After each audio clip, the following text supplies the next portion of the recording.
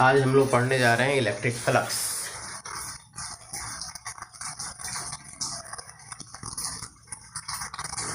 इसको जानने के पहले थोड़ा सा देखते हैं कि पहले हमने क्या पढ़ा है।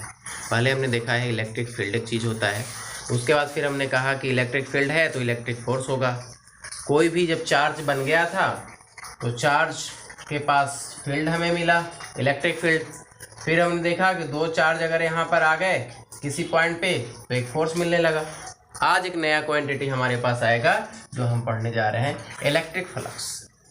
इलेक्ट्रिक फ्लक्स में होता क्या है, तो एक तो इलेक्ट्रिक फील्ड होगा ही जो हमने अभी तक पढ़ा है, उसके साथ एक वेरिया एक्टर मल्टीप्लाई हो जाएगा और तब आ जाएगा इलेक्ट्रिक फ्लक्स। इलेक्ट्रिक फ्लक्स को ऐसे समझिए, मान लिया एक कमरा है, उसमें एक खिड़की है, खिड़की से हवा कमरा के अंदर आ रहा है, तो आने का रास्ता क्या है उसका, खिड़की का एरिया, वो एरिया वेक्टर हो गया। और आ रहा है वो क्या है, आ रहा है वो एयर है। तो एयर को एरिया वेक्टर से आपने मल्टीप्लाई कर दिया तो एयर फ्लक्स हो जाएगा। आप पाइपलाइन से पानी पटाते हैं, आप पानी का छिड़काव करते हैं, तो पानी के पाइप से जो निकल रहा है उसको आप कहिए कि वाटर फील्ड है, वाटर फील्ड इंटेंसिटी है। और साथ में वो जो क्रॉस सेक्शनल एरिया है पाइप का, उसको आप मान लीजिए एरिया वेक्टर है। तो एरिया वेक्टर से अगर वाटर फील्ड इंटेंसिटी मान के उसको मल्टीप्लाई आप कर देंगे तो कहेंगे कि वो वाटर फ्लक्स है। वैसे ही अगर कहीं पर इलेक्ट्रिक फील्ड लाइंस हैं और वहाँ पर कोई आपने एक एरिया वेक्टर ड्रॉ कर दिया जो इंडिकेट करेगा ए को, और साथ में एक इलेक्ट्रिक फील्ड हमारे पास है जो हम कहेंगे कि ई है, तो ई और ए को मल्टीप्लाई करेंगे और साथ में आएगा हमारे पास ई ए कॉस थीटा, यानी ये बताएगा कि फ्लक्स जो है इलेक्ट्रिक फ्लक्स वो स्केलर क्वांटिटी है, यानी प्रोडक्ट होगा एरिया वेक्टर और इलेक्ट्रिक फील्ड का, जो हमारे पास आएगा इलेक्ट्रिक फ्लक्स। तो देखते हैं इसको। इलेक्ट्रिक फ्लक्स का डेफिनेशन लिखेंगे, flow of electric field lines, flow of electric field lines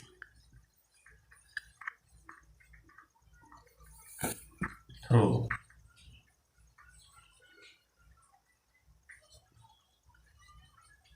surface area. क्या आएगा, यहाँ पर एक फील्ड लाइन बना लीजिए, फील्ड लाइन हो गया, इलेक्ट्रिक फील्ड लाइन हो गया। इलेक्ट्रिक फील्ड लाइन में आप एक एरिया कंपोनेंट ऐसे आपने ड्रॉ कर दिया। मान लिया जाए ये बुक है, इस बुक को आप इस इलेक्ट्रिक फील्ड को इमेजिन कीजिए कि ये इलेक्ट्रिक फील्ड जा रहा है और इलेक्ट्रिक फील्ड में आपने एक बुक रख दिया। बुक क्या बता रहा है, इसके पास एरिया है, उसको हम एरिया वेक्टर बोलेंगे। क्या करेगा ये, तो जितना दूर यानी जितना एरिया होगा इसका, जितना ए बी होगा वो, और साथ में जो फील्ड होगा, ये दो बातों पे डिपेंड करेगा कि कितना फील्ड लाइन इससे क्रॉस कर रहा है, यानी number of field line, intensity of field line, यानी कितना घना है फील्ड 100, और साथ में कितना एरिया से आपने उसको क्रॉस करवाया है। जैसे पानी बह रहा है तो पानी कितना ज़्यादा आप बकेट में भरेंगे, तो जितना ज़्यादा पानी का इंटेंसिटी होगा पाइप में, और साथ में पाइप की गोलाई कितनी होगी, उसका क्रॉस सेक्शनल एरिया कितना होगा, जिसको आप कहोगे सरफेस एरिया, जिस सतह से होकर के गुजर रहा है इलेक्ट्रिक फील्ड लाइंस, वो सतह का एरिया और साथ में कितना फील्ड लाइन क्रॉस कर रहा है, ये दोनों का प्रोडक्ट हमारे पास आएगा, जिसको हम कहेंगे कि ये इलेक्ट्रिक फ्लक्स आया।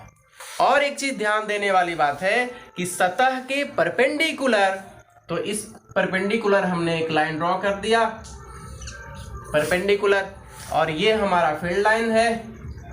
तो फील्ड लाइन से जितना थीटा वेरी करेगा उतना ही वैल्यू घटेगा। किसका घटेगा? फ्लक्स का, क्योंकि फ्लक्स के बारे में कहा गया कि फ्लक्स जो है वो प्रोडक्ट है इलेक्ट्रिक फील्ड लाइंस और एरिया वेक्टर का। तो यह है कौन सा प्रोडक्ट? तो यह है डॉट प्रोडक्ट। तो हम लिखेंगे is equal to E A cos theta, यानी हमारे पास जो फैक्टर है वो कॉस थीटा है। यानी अगर एंगल की हम बात करें तो ये इलेक्ट्रिक फील्ड है और साथ में ये एरिया है।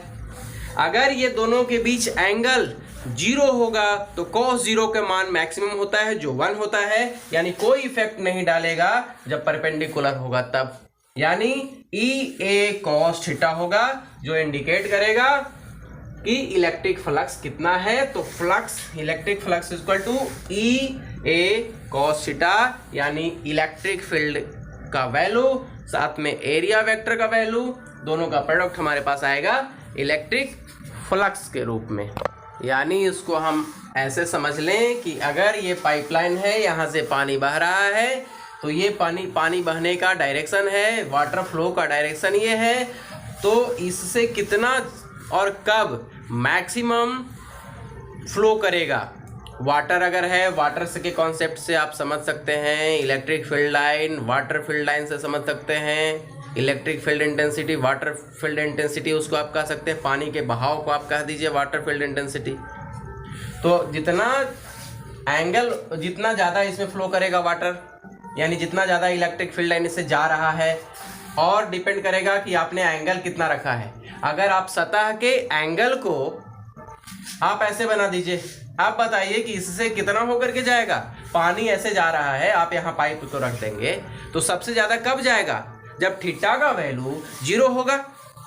थीटा का वैल्यू अगर धीरे धीरे बढ़ाते बढ़ाते आप 90 ले आएंगे तो इसका फ्लक्स का वैल्यू क्या हो जाएगा? 0, क्योंकि cos 90 का वैल्यू क्या होता है? 0, यानी कुछ भी इससे पास नहीं होगा।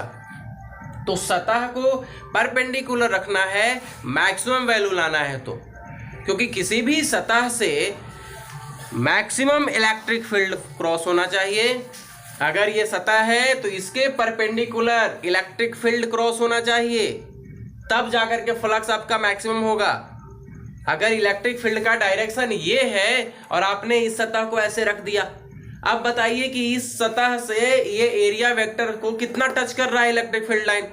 नहीं कर रहा टच। इधर से ये क्रॉस कर रहा है, इधर से ये क्रॉस कर रहा है। आपने कितना इलेक्ट्रिक फील्ड लाइन को रोका है जाने से?